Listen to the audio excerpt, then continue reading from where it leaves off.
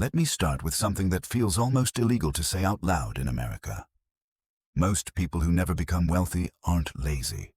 They aren't stupid, and they aren't irresponsible. They're just stuck before the part where money starts behaving differently. And no one explains where that part actually is. So people assume wealth is about income, or luck, or timing, or knowing the right people. They work harder, they stress more, they feel behind, and nothing seems to change. Here's the uncomfortable truth. Wealth doesn't grow in a straight line. It never has. It grows in stages. Quiet stages, then suddenly very loud ones. And if you don't understand where those stages are, the early years feel pointless, which is why so many Americans quit right before things finally start working. Now here's what's about to happen.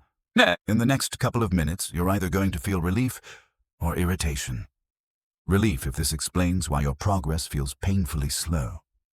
Irritation if this challenges the idea that effort should immediately equal reward. Both reactions are normal. Only one leads to freedom. Let's rewind. Think about how people usually talk about building wealth. Save money, invest, be patient. Sounds simple. Feels useless, because patience without context just feels like waiting. And Americans hate waiting. We live in a country where food arrives in 30 minutes, entertainment loads instantly, and one-click buying delivers dopamine on demand. Waiting decades for results sounds insane. So when people invest for years and don't feel rich, they assume something is wrong. With the strategy, with the market, with themselves. What's actually wrong is expectation, because the early phase of wealth building is supposed to feel boring, frustrating, and unfair. That's not a bug. That's the system warming up. Let me put this in human terms. Imagine pushing a massive boulder uphill. At the beginning, it barely moves. You're exhausted. Progress feels invisible. Most people quit here, not because they're weak, but because no one told them this part would feel this stupid. Now here's the twist. There are 3 specific points on that hill where the physics change. Not emotionally, mathematically. 3 net worth milestones where compounding stops being theoretical and starts becoming noticeable in real life. These aren't motivational numbers, they're structural breakpoints. The first one happens around $100,000, the second around $650,000, the third at $1 million. And no, reaching $100,000 does not mean you're 10% of the way to $1 million. That's the biggest misunderstanding in personal finance, because wealth doesn't scale linearly. It scales exponentially. And misunderstanding that is why people burn out early. Let's talk about the first milestone, the first $100,000. This number has almost mythological status. And for good reason. It's the hardest money you will ever build. Not emotionally, mathematically. Because before $100,000, almost all the growth comes from you. Your income, your discipline, your restraint. Your money isn't doing much yet. You are. That's why this phase feels thankless. You save, you invest, you check your account. And it feels like watching grass grow during a drought. Now let's make this concrete. Let's say you invest $500 a month. That's about $125 a week. Not nothing. But also not a monk-level sacrifice.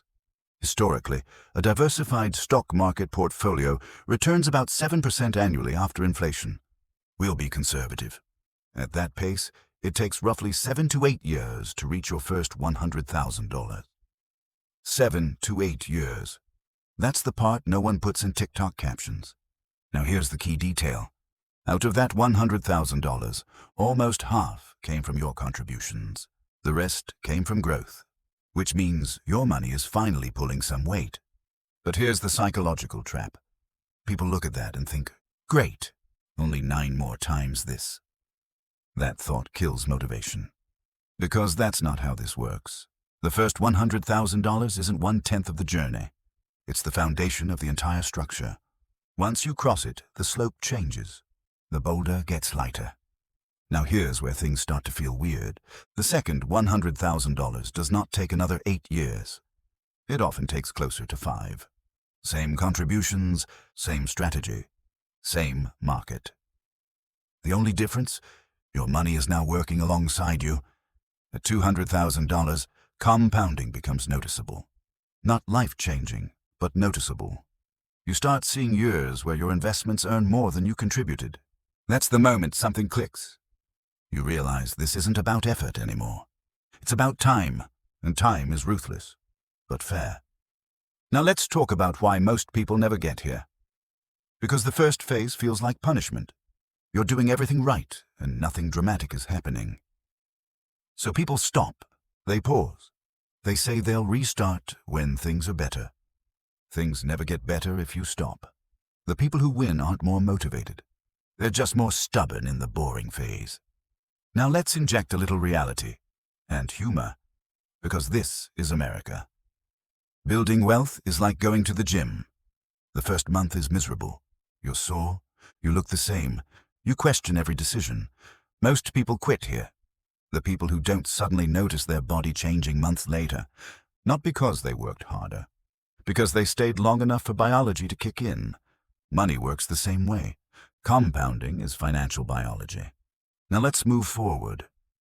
By the time you reach around $400,000, something very different happens. Your portfolio starts generating serious income.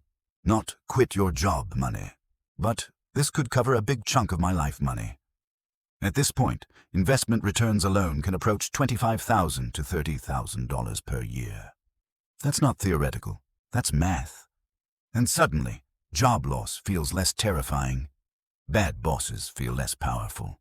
Risk feels more manageable. This is the beginning of leverage. Not debt leverage.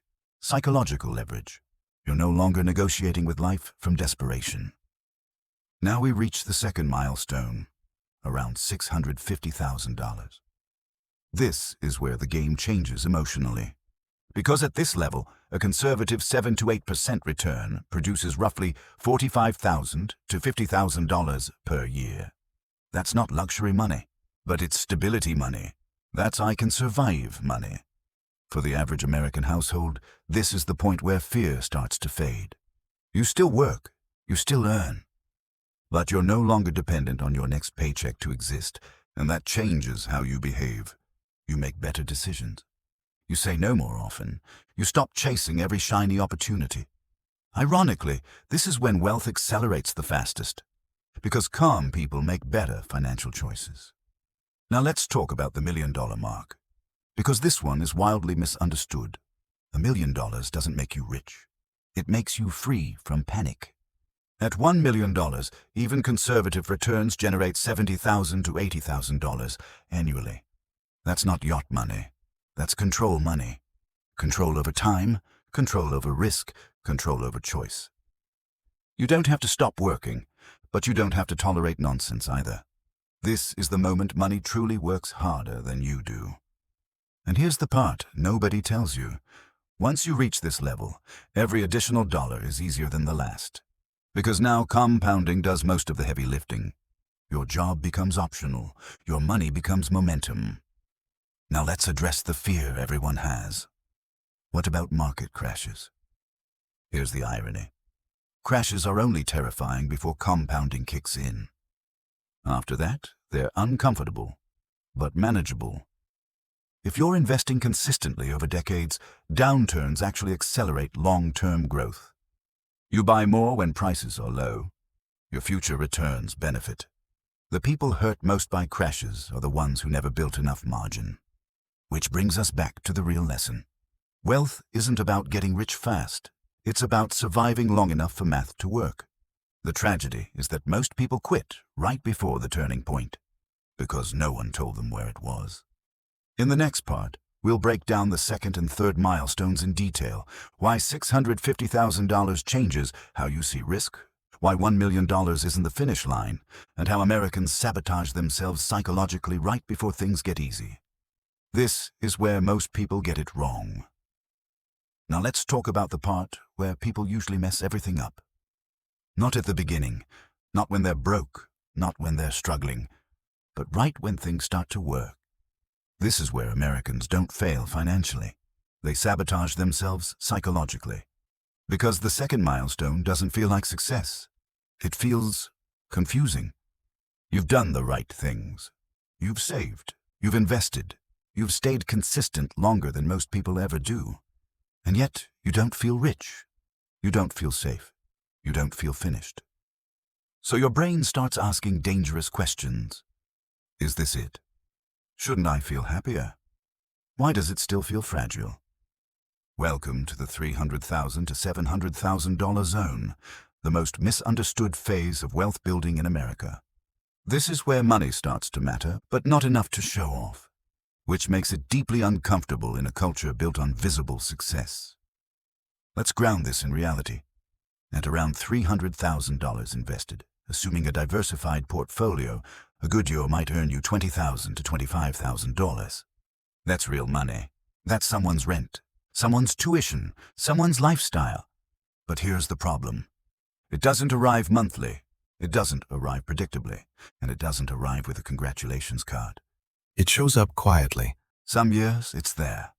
Some years it disappears. Some years it goes backwards. So emotionally, people don't trust it. They still feel dependent on salary. They still feel exposed. They still feel one bad year away from disaster. Which leads to the first major mistake. They rush. They rush into leverage. They rush into lifestyle upgrades. They rush into finally enjoying life. Not because they're greedy. Because they're tired. They want proof the sacrifice was worth it. So they buy the bigger house, the newer car, the more impressive version of themselves. And suddenly, the margin they worked a decade to build evaporates. This is the phase where Americans confuse wealth with relief. Relief spending. I deserve this. I've earned this. It's time. And sometimes it is. But timing matters more than intention. Because this phase is fragile, not financially, psychologically. Your money is strong enough to tempt you, but not strong enough to protect you from bad decisions. Now let's talk about the number everyone obsesses over. $650,000. Why this number matters has nothing to do with ego. It's math. At around $650,000, conservative long-term returns can generate roughly $45,000 per year. Before taxes, before volatility, before inflation. Still, that's meaningful. That's survival money. Not luxury, not freedom, but survival without panic. This is the point where financial stress changes shape. You don't stop worrying. You worry differently. You stop fearing immediate collapse. You start thinking about optimization. How do I protect this? How do I make this last? How do I not screw this up? Logic enters the room. Long-term thinking appears. Impulse slows down. And technically is one of the most expensive words in personal finance. Because technically true is not emotionally stable. Stopping too early locks you into fragility. Working a little longer buys disproportionate safety. But American culture hates a little longer. We want dramatic exits, early retirement, victory laps. We don't celebrate patience, we celebrate arrival. So people make the second mistake. They treat $650,000 like the finish line. They loosen discipline. They stop contributing. They coast too early. And coasting feels safe until the market reminds you that it doesn't care about your feelings. Here's the reality nobody likes to say. $650,000 is not freedom. It's leverage. It gives you options. But options only matter if you don't exercise them prematurely. This is the stage where the smartest move is often the least exciting one. Keep working. Keep investing. Keep your lifestyle mostly the same. Boring, effective, rare. Now let's move into the million-dollar conversation, because this one is loaded with myths. In America, millionaire still sounds like yachts, mansions, and champagne. In reality, most American millionaires don't look impressive at all. They live in normal houses. They drive paid-off cars. They shop at places that don't require valet parking, which is deeply offensive to Instagram. Here's what $1 million actually does. At conservative returns, it can produce $70,000 to $80,000 annually. That's not luxury. That's control. Control over time, control over tolerance, control over decisions. You don't need to quit working. You need to stop being trapped. And here's the quiet secret. The million is not the hardest part. The jump from $0 to $100,000 is brutal. From $100,000 to $500,000 is demanding. From $500,000 to $1 million is mostly patience. Because compounding finally dominates. Your effort matters less. Your behavior matters more. Which brings us to the most important psychological shift. At higher net worth levels, the enemy is no longer ignorance. It's overconfidence. People start believing they're smarter than the system, that they've cracked the code, that risk doesn't apply to them anymore. So they chase returns, they speculate, they diversify into things they don't understand. And that's how fortunes shrink quietly. Wealth preservation requires humility, understanding that boring strategies work because they don't rely on brilliance. They rely on consistency. Now let's talk about why Americans struggle specifically at these levels. Because our culture teaches consumption as identity. You are what you drive, where you live, what you wear. So when wealth grows invisibly, people feel incomplete. They want visible confirmation, which leads to lifestyle inflation, the silent killer of long-term wealth. Every upgrade locks in higher expenses. Higher expenses require higher returns. Higher returns require higher risk, and suddenly, the calm you worked for disappears. This is why so many high-income Americans still live paycheck to paycheck. They optimized income, not structure. Real wealth isn't income, it's resilience. Now let's zoom out. The 3 milestones aren't about money. They're about psychology. $100,000 teaches discipline. $650,000 teaches restraint. $1 million teaches patience. Miss any one of those lessons and the system breaks. And here's the irony. The wealthier you get, the less dramatic your life becomes. No fireworks, no music, no cinematic moment. Just calm.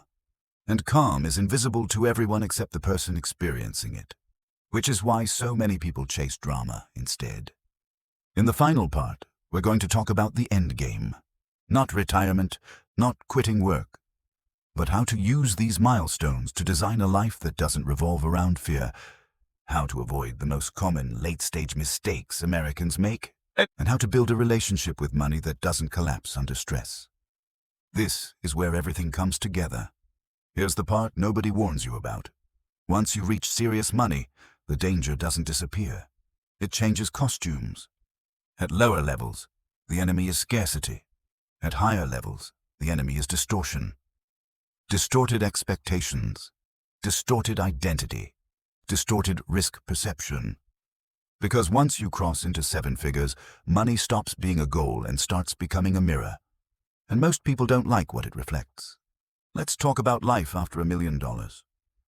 Not the Instagram version, the real one. Because the biggest surprise isn't how much changes. It's how much doesn't. You still wake up as yourself. You still have habits, you still have fears, you still have insecurities. Money doesn't replace personality, it amplifies it. Which means if you were anxious before, you'll be anxious with nicer furniture. If you were impulsive before, you'll be impulsive with bigger numbers. If you avoided hard conversations before, you'll avoid them in more expensive ways. This is why wealth doesn't automatically equal peace. Peace is a skill. Money just removes excuses. Now let's get specific. At the $1 million level, the math finally becomes forgiving. Small mistakes don't kill you. Bad years don't destroy you. Markets can wobble and you don't panic. That's real progress. But here's the psychological trap. People start treating their portfolio like proof of intelligence. They don't just want returns, they want validation. So they stop being investors and start being performers. They talk about conviction. They chase narratives. They want to feel smart in hindsight. This is where Futurama-level stupidity often enters the room wearing a lab coat. Because intelligence doesn't protect you from ego. It feeds it. Now let's talk about a uniquely American problem. We don't know when to stop optimizing. We turn everything into a competition. Income, returns, lifestyle, early retirement age. Someone else retired at 42? Why not 40? Why not 35? This is how abundance turns into anxiety. Because there's always someone richer, always someone earlier, always someone louder. And comparison doesn't disappear with wealth. It intensifies. Now let's address the myth of financial independence as an endpoint. The idea that one day you'll cross a number and suddenly feel done. That day doesn't come. What comes instead is choice, and choice is heavier than people expect. When you don't have options, decisions are easy. When you do, responsibility increases. You can no longer blame the system, or the boss, or the paycheck. Your life becomes the result of your decisions. That's empowering and terrifying. This is why many wealthy Americans keep working even when they don't have to. Not for money, for structure, for identity, for meaning. Money solves money problems. It does not solve existential ones. Now let's talk about the biggest late-stage mistake. Over-engineering life. People try to optimize happiness the same way they optimized portfolios.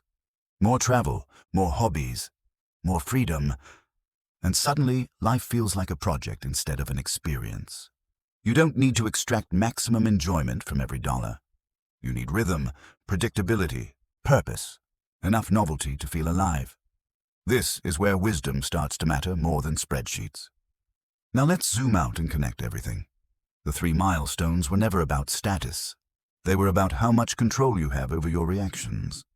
At $100,000, you stop panicking about small expenses. At $650,000, you stop panicking about survival. At $1 million, you stop panicking about the future. That's it. Everything beyond that is preference, not necessity. And here's the part that sounds controversial in America. Chasing more beyond peace often reduces peace. Not always, but often. Because the marginal benefit of more money eventually becomes smaller than the marginal cost of stress. The system will never tell you that, because the system profits from dissatisfaction. Now let's talk about what actually matters once money works. Values. Not in the motivational poster sense, in the operational sense. What do you say yes to? What do you ignore? What do you protect? Money gives you the power to align life with values, or expose that you don't have any. Thoughtfulness, intentionality, long-term thinking. Now here's the brutal truth. Most Americans don't fail financially. They succeed without redefining what success means. So they keep running a race they've already won. This channel exists to interrupt that pattern, not by telling you to quit, not by telling you to settle, but by helping you decide consciously. Subscribing isn't about becoming better with money. It's about becoming calmer around it, because calm compounds faster than stress. In the final part, we're going to close this loop. We'll talk about how to design a money philosophy that survives market cycles, how to avoid turning wealth into a new form of fear, and we'll end with a psychological sequence that anchors action. Not hype, not guilt, but clarity. This is where everything lands. Let's end this the only way that makes sense. Without hype, without fear, without pretending money is magic, just clarity. Because if you've stayed with this video until now, you're not here for motivation, you're here for orientation. You don't want to be told you can do it. You want to understand what you're actually doing, and that already puts you ahead of most people. Here's the quiet truth about money in America. Most people aren't broke because they make terrible decisions. They're broke because they're making reasonable decisions inside a system designed to exhaust them. A system that rewards speed over patience, consumption over margin, appearance over resilience. So people hustle harder, optimize more, stress constantly, and still feel behind. This video wasn't about getting rich. It was about breaking that feeling. Because once you understand the structure, the pressure changes. You stop asking, why am I not there yet? And start asking, where exactly am I on the curve? That single shift saves years of unnecessary self-blame. Let's zoom all the way out. The 3 milestones weren't financial goals, they were psychological transitions. The first milestone teaches you discipline. You learn to delay gratification in a culture that hates waiting. The second milestone teaches you restraint.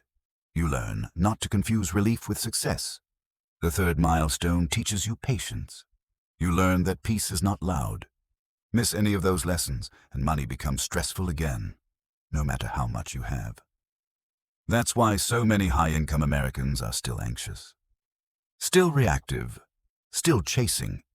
They skipped the inner work and went straight to the numbers. And numbers don't fix mindset. They expose it. Now let's address the elephant in the room. What happens after this? After the milestones, after the math, after the spreadsheets finally behave? What's the point? Here's the answer most people don't expect. The point of money is not freedom. It's optionality. Freedom sounds exciting. Optionality sounds boring. But optionality is what actually improves your life. The ability to slow down, to walk away, to choose the harder but healthier option. That's what money is supposed to buy. Not status, not superiority, not winning imaginary competitions with strangers online. Optionality is invisible, which is why it's undervalued. But once you taste it, you never want to give it back. Now let's talk about the most dangerous moment in the entire journey.